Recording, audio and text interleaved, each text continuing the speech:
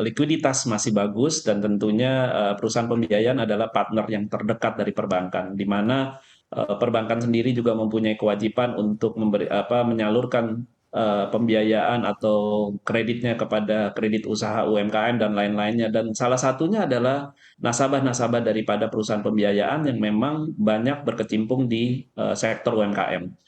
Sebagai data saja bahwa saat ini perusahaan pembiayaan telah memiliki atau telah menyalurkan pendanaan kepada UMKM sebesar mungkin kurang lebih lebih dari 7 juta debitur, yang artinya dari kurang lebih sekitar 15 sampai 18 juta debitur aktif saat ini, 7 jutanya adalah kita salurkan kepada UMKM. Dan tentu ini akan menjadi bermanfaat untuk perbankan, di mana kita bisa bekerja sama sebagai partner. Dan kami melihat bahwa perbankan saat ini sudah masuk kepada seluruh perusahaan pembiayaan, baik yang dimiliki oleh perbankan, baik yang dimiliki oleh dealership, maupun yang dimiliki atau independent finance company, sudah mendapatkan pendanaan dari perbankan. Dan tidak sulit sekarang pendanaannya karena perbankan sudah melihat bahwa kita sudah teruji bahwa NPF kita sangat baik, secara industri kita baik, pertumbuhannya baik. Baik, kalau berdasarkan dialog kami dengan beberapa pelaku usaha, banyak juga yang mungkin menahan ekspansi hingga akhir tahun ini, bahkan di tahun depan karena memasuki tahun politik. Apakah sama berlaku di pelaku usaha perusahaan pembiayaan? Apakah ada rencana juga untuk mungkin menunda ekspansi jelang pemilu? Ya, bagi kami tentu kami akan terus berdiskusi dengan pelaku usaha. Misalnya adalah kalau debitur-debitur kami bergerak di industri pertambangan, pengolahan, dan lain-lainnya, atau yang kita punya kegiatan dalam hal ini pemberian kredit secara B2B, tentunya diskusi yang secara aktif dan intens sudah dilakukan. Apakah CAPEX masih akan besar untuk tahun ini, masih berjalan, atau bagaimana dengan tahun depan. Namun demikian, dari jenis usaha industri perusahaan pembiayaan ini, kita diperbolehkan oleh OJK ada pembiayaan yang jenisnya yaitu investasi. Mungkin investasi akan melambat pada akhir tahun 2023 ini sampai menjelang nantinya pemilihan presiden yang baru. Nah, kedua, kalau investasinya menurun, bagaimana dengan pembiayaan yang kita kenal dengan modal kerja? Tentu dunia usaha tidak akan berhenti dan pasti kebutuhan akan pembiayaan modal kerja akan meningkat. Yang saya lihat bahwa manakala nanti terjadi penurunan pembiayaan investasi, akan terjadi peningkatan di pembiayaan modal kerja.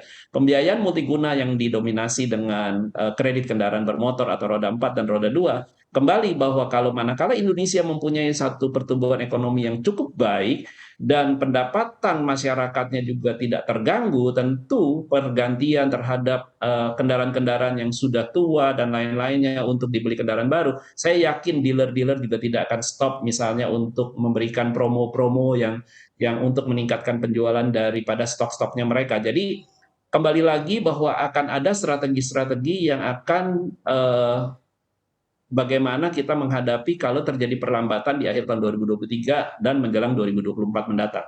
Baik, secara likuiditas sendiri seperti apa kondisinya saat ini di perusahaan pembiayaan?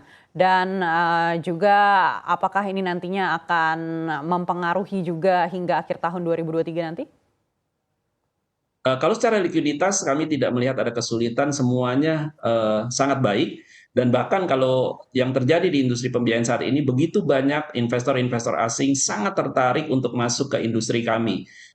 Sebagai contoh, Korean Joint Venture Company sekarang kurang lebih sekitar 15 perusahaan yang sudah berkiprah di industri pembiayaan, yang tadinya mungkin kurang dari 10, tapi secara bertahap Korean Joint Venture Company sudah masuk ke industri kami, yang dimana sebelumnya tidak terlalu banyak. Dan saya yakin masih banyak lagi perusahaan-perusahaan dari negara China juga sudah banyak yang mencoba untuk masuk ke dalam industri perusahaan pembiayaan.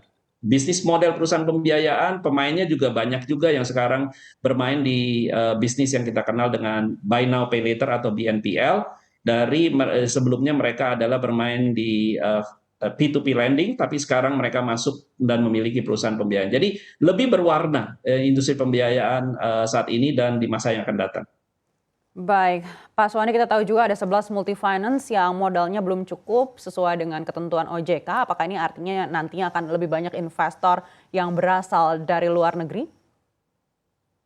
Ya, kalau kita lihat memang sebenarnya kalau bicara kecukupan modal, sebenarnya sudah diberi waktu yang sangat panjang. Artinya sejak OJK meregulasi perusahaan pembiayaan atau industri keuangan non-bank, antara lainnya adalah perusahaan pembiayaan, melalui POJK 28, 29, 30, 31 pada tahun 2014, di POJK 29 sudah diberikan waktu sampai dengan tahun 2019, ekuitas harus minimal 100 miliar. Nah, untuk memenuhi ekuitas 100 miliar ini, banyak cara. Apakah setoran modal dari pemegang sahamnya, apakah misalnya perusahaan tersebut selama 5 tahun mempunyai untung yang cukup untuk menaikkan ekuitasnya, atau mencari partner-partner baru. Nah, manakala perusahaan-perusahaan yang tidak mempunyai kecukupan modal dan tidak mencari investor baru, tidak bisa menumbuh kembangkan profitnya, tidak melakukan setoran, tentunya mereka harus meninggalkan arena usaha. Dan tentunya ini bisa kita lihat bahwa OJK tidak segan-segan manakala terjadi pelanggaran-pelanggaran yang sudah diberikan tenggang waktu yang cukup panjang, dan ini memang sedang berlangsung dan sedang berjalan. Nah, saya melihat bahwa ini adalah suatu konsolidasi yang normal dan berjalan sesuai dengan apa yang diatur oleh OJK. Baik, dan jelang tahun pemilu 2024 ini, apakah ada bauran kebijakan yang dinilai ini bisa mungkin menggairahkan untuk industri pembiayaan lebih baik lagi, terutama dari sisi suku bunga? Ya, kalau kita lihat bahwa selama industri pengolahan, industri tambang, harganya masih cukup baik. Saya yakin pembiayaan investasi akan tetap tinggi, dan proyeksi daripada penjualan alat berat, kemarin juga saya sempat diskus dengan salah satu supplier alat berat dan mengatakan penjualan tahun 2023 akan sama jumlah unitnya dengan tahun 2022 yang lalu. Sementara proyeksi awal memang penjualannya kurang lebih sekitar 27.000 unit, 25.000 unit terjual 2022. Kalau masih diproyeksi sama dengan 25.000 unit, ini masih cukup tinggi, dan capex daripada pengusaha-pengusaha yang bergerak di industri pengolahan ataupun pertambangan masih cukup yakin bahwa mereka tetap akan menambang, akan menggali hasil tambang mereka, dan pasar ekspornya pun masih tinggi, karena kita tahu apa yang terjadi dengan Ukraine dan Russian War. Ini tentu akan ada terjadi krisis energi. Nah, krisis energi ini membawa satu hal yang menguntungkan buat negara kita, dan artinya ini bisa bisnis akan terus tercipta dan bagus, dan semoga ini terus masih bagus sampai dengan tahun 2024 mendatang. Nah, bagaimana dengan kembali lagi ke demand daripada di dalam negeri sendiri? Kami masih melihat bahwa demand masih cukup tinggi, karena supply-nya ada, demand-nya kalau tinggi tentu akan tercipta iklim industri yang sehat juga dan akan ada kebutuhan pembiayaan pada saatnya.